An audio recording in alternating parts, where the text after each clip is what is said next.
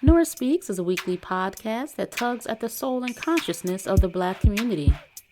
With show topics such as youth empowerment, education, women's impact, and civic engagement, Nora Speaks challenges the listener to not only join the movement, but be the movement. On the show, you'll learn from insightful guests who have demonstrated capacity in these fields and more, and I'm your host, Nora Muhammad. Welcome to the show.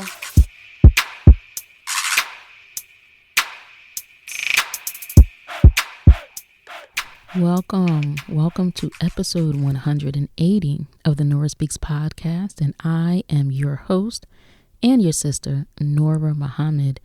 I'm glad that you are back with me for another episode, and I want to share some information in this podcast episode that I hope is informative, is enlightening, and gives us all something to really think about, and as it relates to the care and mental health of our children and families. I want to thank everyone who listened to episode 179. It seemed to strike a chord with a lot of people. I'm grateful for all of your comments, your DMs, your text messages, your social media posts. I thank you for sharing and for showing me what you thought about that episode. And if you are not a subscriber, I do encourage you to subscribe to the Nora Speaks podcast. That way you can be informed when new episodes are dropped each week. And on the podcast streaming app that you use to listen, not only do I ask you to subscribe, but on many of them, you have the ability to leave a comment.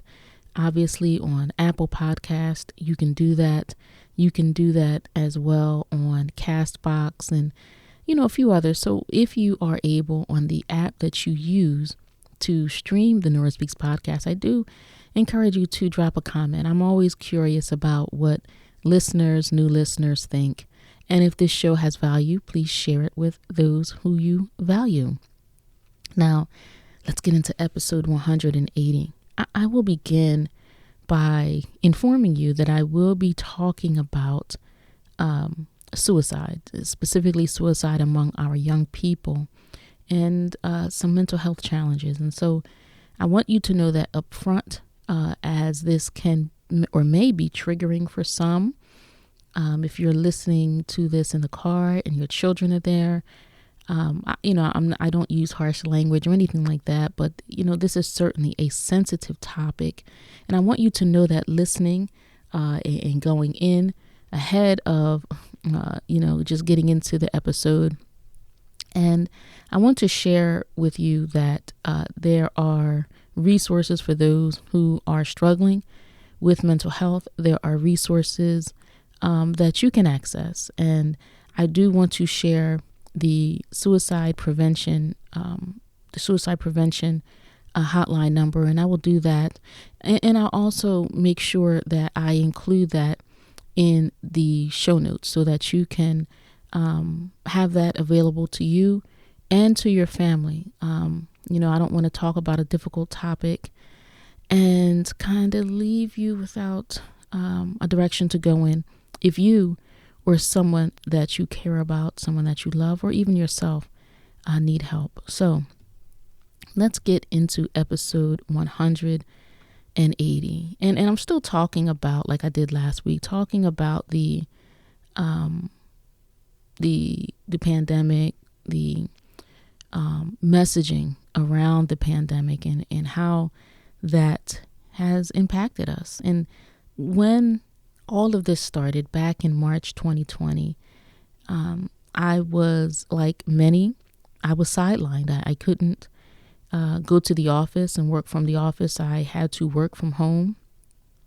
I'm not an essential frontline worker. I don't work as a medical provider in hospitals. I'm not a grocery store employee, so I'm not, bagging groceries and, working with customers. I'm not, in the work that I do, I don't give FaceTime, or at least I don't anymore, with consumers. And so for me, I was able to work from home, set up a home office and work remotely. And I enjoyed the solitude. I enjoyed being able to work from home. I enjoyed and appreciated not adding miles to my car. I didn't have fuel costs.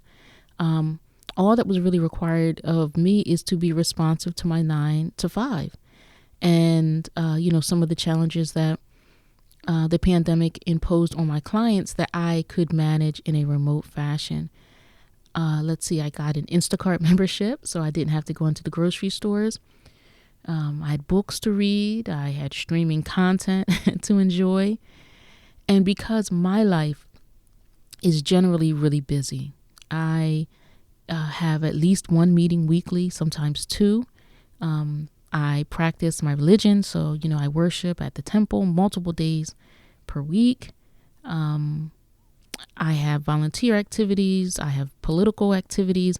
So my life is generally pretty full, and the opportunity to sit still was welcome.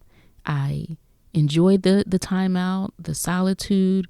I was able to, tackle some home improvement projects, and I just really enjoyed being plugged in into my base. And who knew how long this thing would last? And I, have children, and many of you listening have children. So, it took me a while to think, wait, what is this doing to them? How is this impacting them? We were shut down, sidelined. They were also shut down and sidelined. They did not have, their sports programs were canceled. Their youth activities were canceled. So school went virtual, right? So what was the impact? How was this affecting us? Now, to me, sitting still was like a salve on my soul, but our children, in dealing with the social isolation, the shutdown, at the same time that they and we were being bombarded with media reports, talking about the doom and gloom, and every news station, every television station was reporting the same thing. There were hourly death counts, reports of hospitals overcrowding, reports of bodies piling up in morgues and then bringing in refrigerated trucks to store bodies, funeral homes overwhelmed. And the reporters were telling us that our people, Black people, were the ones who were most at risk. The tone was frantic. It was panicked. It was desperate. Constant media reports on television, social media, radio. There was nowhere else to go. And I remember at one point I thought, okay, I just want to know what else is going on in the world. Sure, we know that there's this health emergency or this health threat with this virus, but I know there's got to be other things going on in the world. And, that was it. That was all that we were hearing about, this doom and gloom. Reporters parroting each other, public health officials, government health officials coming on and warning us about how, we're going to die. If you get the coronavirus, it was like a death sentence. And as I was preparing this episode, I thought about the prayer from Psalms 23:4. Yea, though I walk through the valley of the shadow of death, I will fear no evil, for thou art with me, thy rod and thy staff, they comfort me. Thou preparest a table before me in the presence of mine enemies. Thou anointest my head with oil, my cup runneth over. Surely goodness and mercy shall follow me all the days of my life, and I will dwell in the house of the Lord forever. And I'm thinking about, we were under this cloud, this heavy, dark cloud, this shadow of doom and gloom, and it was just sticking to us. And how could that have been impacting our young people? Now, I understand that news must be reported, but remember how they reported the news. And I believe I talked about this on a previous episode. Do you remember the graphics that they would use? The graphics would be black and red. I don't know if this image was supposed to be a germ, but it looked like something that would be in a horror movie or a video game. And each station had their own imaging and graphics that let you know that they were about to report on the virus. And it was morbid. And it wasn't just us seeing this, but it was also our young people. And so I thought to myself, what responsibility does the media have?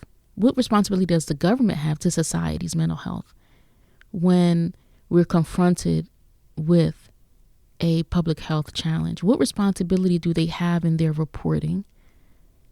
And how does that reporting impact our children and our youth? And how does the interventions, the public health interventions to mitigate the spread or prevent the spread, or to reduce the risk, how has those preventions and those strategies, how have they impacted our young people? And so maybe about a week ago, I came across a news report of a study of infants. And it was a comparison study. I believe this was done in New York City. And so this comparison was done on infants that were born before the pandemic and infants that were born after the pandemic. And it was to assess, to see if there were any neurodevelopmental differences.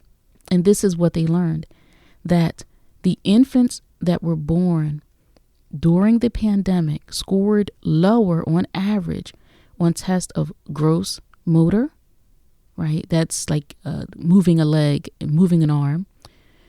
They scored less or lower on fine motor, right? So that's like using a pincer grasp, grabbing a rattle and, manipulating something with your fingers. That's fine motor.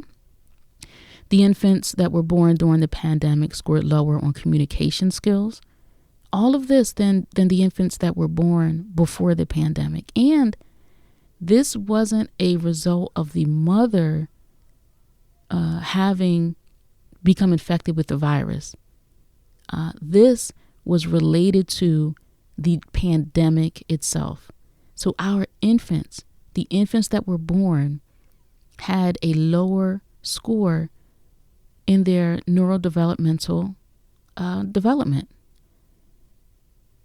And that's pretty alarming. The quickest and the quickest amount of growth and development happens at a very young age. We're learning to walk, talk, communicate, understand.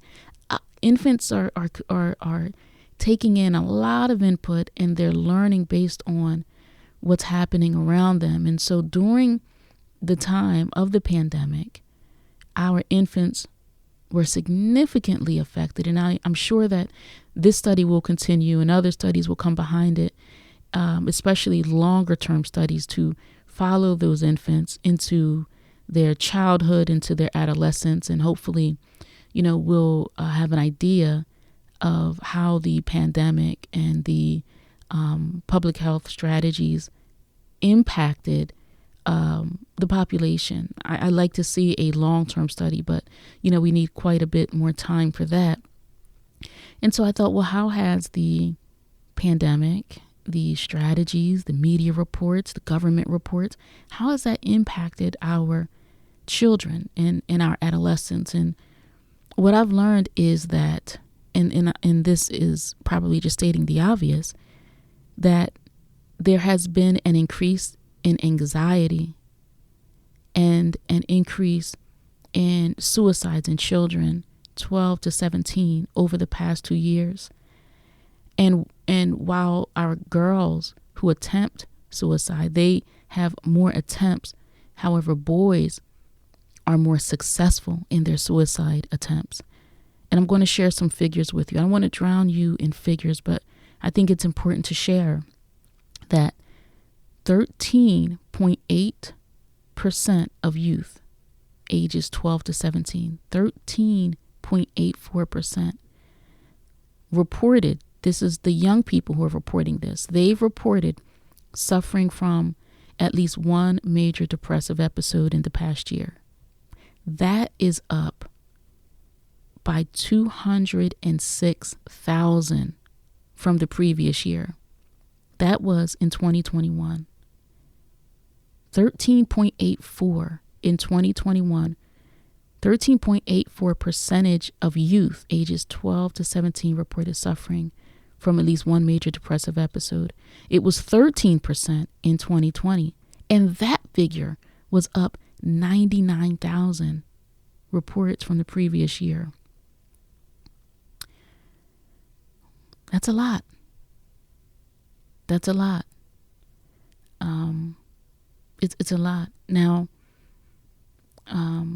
young people who have reported on their having severe major depression was 9.7% in the year 2021. 9.7% of youth self-reported that they've experienced severe major depression. That figure was up 126,000 from the previous year, right? So 9.7% of youth ages 12 to 17 said that they had severe or experienced severe major depression. 9.7 in 2021. That was up from 9.2% in 2020. In 2020, it was 9.2%, and that number was an increase of 121,000 from the previous year. I mean, we have a stark increase in our young people who are and have reported that they've experienced severe major depression and at least one major depressive episode. Nearly 60% of our youth with major depression are not receiving mental health treatment. And, you know, when these issues go untreated in childhood and in adolescence, then they continue into adulthood. And we've been seeing unfortunate suicides, an increase in suicides, and the figures have just been going up and up and up. I came across one study that said that suicidality, which is not just the suicide ideation, the thinking about it, but also attempts. So ideation and attempts among children as young as 5 has increased. 5 years old, thinking about taking their own life, attempting to take their own life. And unfortunately, suicide is the second leading cause of death for our youth. And for the ages from 5 to 11, suicide is the 8th cause of death. Now, there are multiple factors that are associated with deaths by suicide with our young people. There's mental illness. Another factor is a prior suicide attempt or thought behavior. There's childhood trauma, neglect, abuse, deaths in the family, family struggles, difficulties in the family, divorce, custody battles, a parent's substance abuse and addiction issues, and problems at school. All of these have been related to suicide attempts, successful or unsuccessful, among our children. And there has been a 24% increase in emergency room visits from children that have attempted suicide. 24% increase. So suicide was already a crisis in America. And during the time of this pandemic, we see scores of children who are reporting that they are experiencing severe depression, major depressive episodes, and suicide. And this is alarming. And so this was alarming before the pandemic. And so when the pandemic comes and government officials, public health officials need to order stay-at-home orders, social, physical distancing, shutting down the schools, there were some who provided warning that this could exacerbate mental health issues in our young people. So there was an article that was published in JAMA Psychiatry, or the JAMA Network, JAMA Network. And the title is Suicide Mortality and Coronavirus Disease 2019, A Perfect Storm? ? And I will include a link to this article in the show notes as well, but I just want to share something with you that I pulled away from the article. The researchers write, suicide rates have been rising in the U.S. over the last 2 decades. The data shows the highest age-adjusted suicide rate in the U.S. since 1941. It is within this context that coronavirus disease 2019, COVID-19, struck the U.S. Concerning disease models have led to historic and unprecedented public health actions to curb the spread of the virus. Remarkable social distancing interventions have been implemented to fundamentally reduce human contact. While these steps are expected to reduce the rate of new infections, the potential for adverse outcomes on suicide risk is high. Actions could be taken to mitigate potential unintended consequences on suicide prevention efforts, which also represent a national public health priority. This was a little bit dense. I'm going to read this again. Suicide rates have been rising in the U.S. over the last 2 decades. The data shows the highest age-adjusted suicide rate in the U.S. since 1941. It is within this context that coronavirus disease 2019, COVID-19, struck the U.S. Concerning disease models have led to historic and unprecedented public health actions to curb the spread of the virus. Remarkable social distancing interventions have been implemented to fundamentally reduce human contact. While these steps are expected to reduce the rate of new infections, the potential for adverse outcomes on suicide risk is high. Actions could be taken to mitigate potential unintended consequences on suicide prevention efforts, which also represent a national public health threat priority. So some predicted or considered or warned that the public health interventions, the public health actions, the public health strategies could have an adverse outcome on suicide risk. And if I could add, an adverse outcome on mental health issues, period, right? I mean, in this article, he said that there are unprecedented public health actions to curb the spread of the virus. Unprecedented public health actions. And so I talked about the impact of the pandemic and everything that occurred, the media reporting, the social, physical distancing, the social isolation. We talked about the impact on our infants and on our youth and adolescents. And so now I want to discuss the strategies that were employed by governments, aided by mainstream media, and how their actions or understand their strategies as it relates to where we are with the mental health of our young people and the developmental delays of our infants.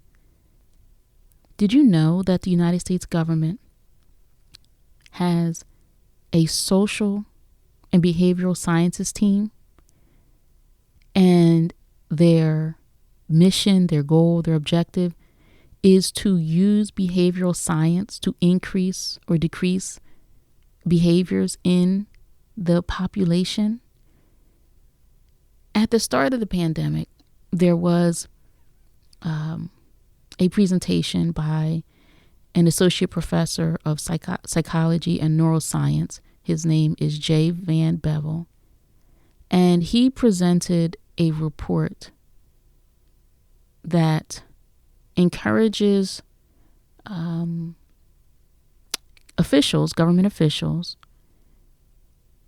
with the use of social and behavioral science to support the COVID-19 pandemic response. And in his presentation, it says, because the crisis requires large-scale behavior change and places significant psychological burdens on individuals, insights from the social and behavioral sciences can be used to help align human behavior with the recommendation of epidemiologists and public health experts. So, let's use social and behavioral science to gain compliance, to be persuasive, to encourage behavior that's going to be directed by the public health officials. And it's not just the United States of America that has a team that uses social and behavioral science to create behavior change in people. The United Kingdom, the UK, theirs is called the Nudge Unit, and they have the same goal, and that is to subtly influence behaviors in the population without the need for new laws. So we don't want to create new legislation. We just want to influence people, right? That means we want to encourage or coax the population to engage in behaviors or disengage from behaviors, but we don't want them to recognize that we're using a strategy and tactics. So it must be subtle. They must not see it. And unfortunately, there have been very bad unintended consequences of these strategies. And in the UK anyway, the House of Commons Public Administration and Constitutional Affairs Committee, they're actually investigating the unit. They're investigating the unit's activities during the pandemic. And this committee received a letter from a group of psychologists, about 40, who warned about the behavior and the tactics of this unit. And they warned that it was, quote, highly questionable whether a civilized society should knowingly increase the emotional discomfort of its citizens as a means of gaining their compliance.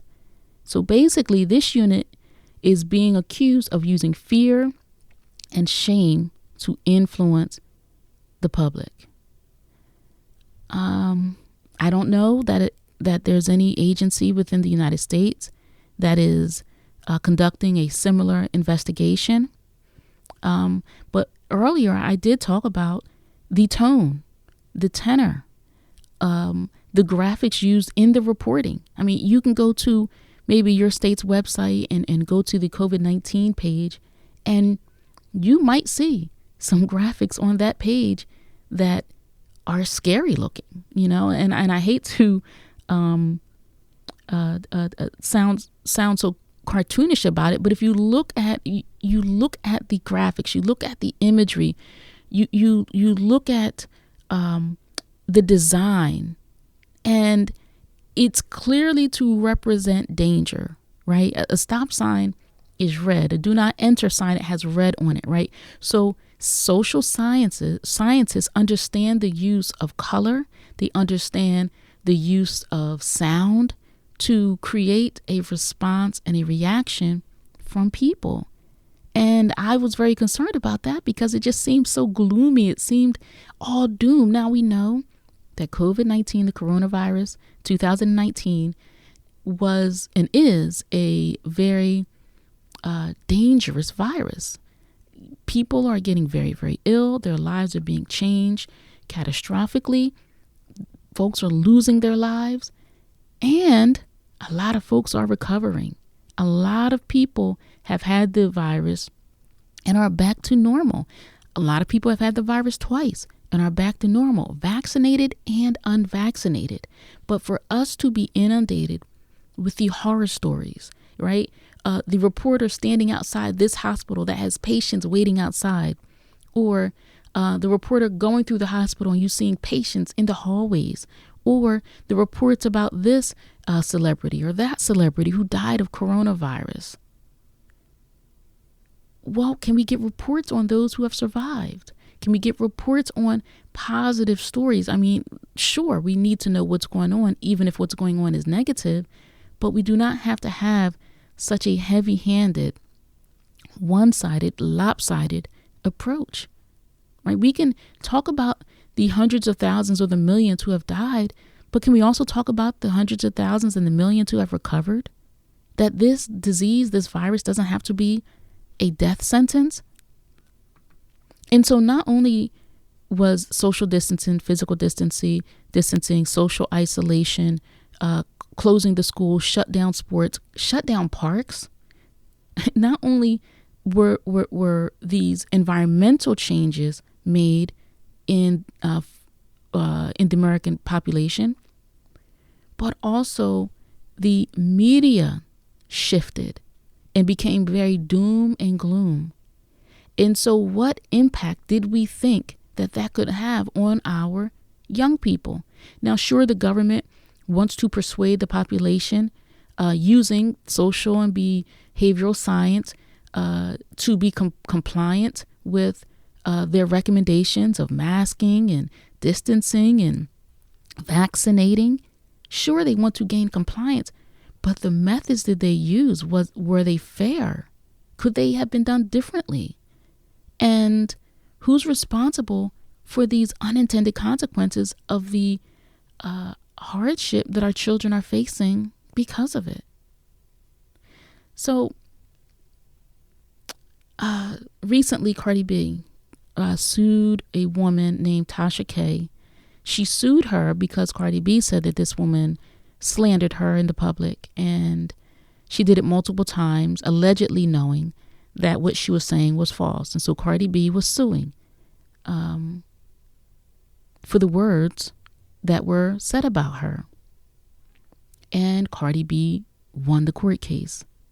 And the jury found that this woman, Tasha K., was liable for intentional infliction of emotional distress. During the trial, Cardi B not only talked about how this slander impacted her family, but she also said that what was being said about her was making her suicidal. And she won damages. They found this woman responsible for the hardship that Cardi B and her family experienced because of the words that she used in a public format, in a public venue. What about the language that is being employed? What about the graphics, the video? What about the repetition, the inundation of negative reports? What about the damage that's being done to the psyche of our young people? And who's going to be responsible for that? Remember, The article that I read, or the paragraph or the quote that I read from the JAMA Psychiatry, it said that it was written to warn that public health interventions can impact suicide attempts. And that was written, let me tell you, that was written, I believe, April 10th, 2020. It was published April 10th, 2020, just as this pandemic was kicking off in the United States. So there were warnings about how public health interventions could impact suicide attempts and the general health, mental health of the population. And so unfortunately, that article was written with a bit of foresight.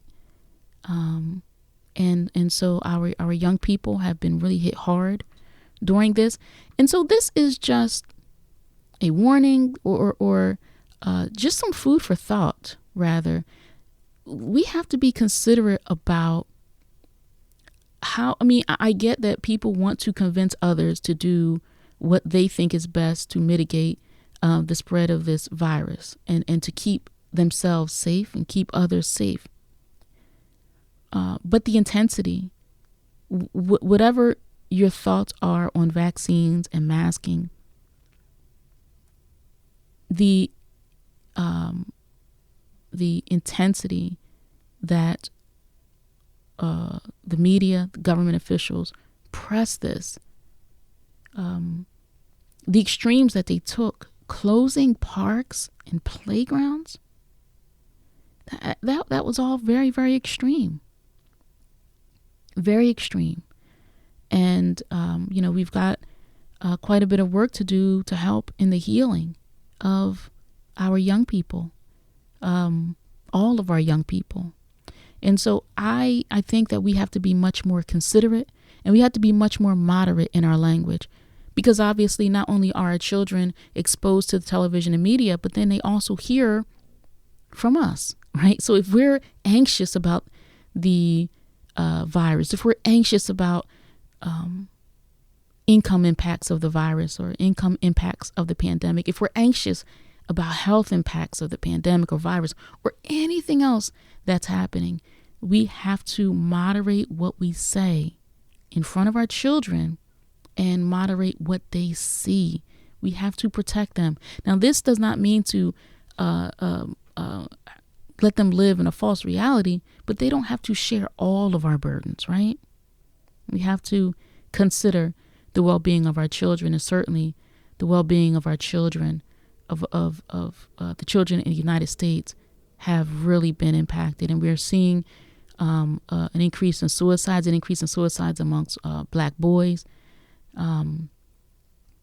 It's very unfortunate. And we should be more thoughtful. And we can't just be led just because Don Lemon, just because Rachel Maddow, just because CNN, MSNBC, NBC, ABC, just because they're pushing something out, that we don't have to buy in to that same kind of narrative. You can just tell your children, look, wear a mask, be careful, wash your hands. But we don't have to be caught up in that whirlwind of anxiety, in that doom and gloom. I come back to that prayer, Psalms 23 verses, I think it's verse 4 through 6. Yea, though I walk through the valley of the shadow of death, I will fear no evil. And so, walking and living our lives with fear certainly suggests that we're light in faith if we're strong in fear. And if we're strong in fear, then we're going to nurse our children on that same fear. And that's not good for anybody. So, let's talk with our children. Let's ask them questions. Let's listen to our children. And if you're concerned that your child or a child that you care for is experiencing any signs of depression, it could be withdrawal from family and friends, disinterest in things that they like, hobbies, sports, activities. If they seem to be sad or angry for a prolonged period of time, if their sleeping is changed, if it's longer or less than normal, if you see changes in their appetites, whether that's an increase or decrease, if you see that they're lashing out at others, if they're extremely judgmental, if they are using or abusing alcohol or drugs, or if they're talking about suicide, if they're thinking about it, if their behavior suggests that they're entertaining it, there is help. And I encourage you to access help. And there are so many resources that are available to us. And whether it's, a clinic in your area, talk to your child's pediatrician. Pediatricians, doctors' offices now, they actually have a mental health screen that they do with their children. In I think all doctors do that. My doctor does that. My sons, well, they're not children anymore, the young men, but their doctor does that. So there's so many different ways that you can get help. There's a crisis text line, and you can text HOME, the letters HOME, to 741-741. Again, that's a crisis text line. If you want to get help that way, you can text HOME, HOME, to 741-741. And the National Suicide Prevention Lifeline, that phone number is 1-800-273-8255. Again, the National Suicide Prevention Lifeline, that number is 1-800-273-8255. Get the help if you need it. Get the help if your family needs it. But the last episode, it was vaxxed versus unvaxxed. I feel like this one is COVID-19 versus our children. We have to be moderate. The government may not, media may not, but certainly in our households and how we interact with our children, we must. And I think that I like that the UK's committee is looking into the practices of their government, and I will be on the lookout to see if there's any investigation into the practices that were employed by the government of the United States. There is too much of a thing, and we certainly, in my opinion at least, I think that the way that they handled the reporting from very early on, it was just too much. And there was fear tactics, scare tactics, and while that can change behavior, that's just no way to lead people. And so I thank you for listening to this episode. I shared a lot, and I hope that what I've shared in this episode has meaning and value to you. And I thank you for listening to this episode of the Nora Speaks podcast. Until next time, stay in peace. Thank you for listening to another episode of the Nora Speaks podcast. Be on the lookout for a new episode coming at you fresh next week. And as always, if you want to learn more about me and the work that I do, visit my website, norahmuhammad.com. Or if you have a listener question, email me at info@norahspeaks.com. You can also follow the Nora Speaks podcast on Facebook, Instagram, and Twitter at Nora Speaks Podcast. I'll be sure to include links in the show notes. If this show has value to you, please subscribe, rate, and review, and share it with family and friends. And be sure to check out previous episodes. And remember, don't just join the movement, be the movement. Stay in peace.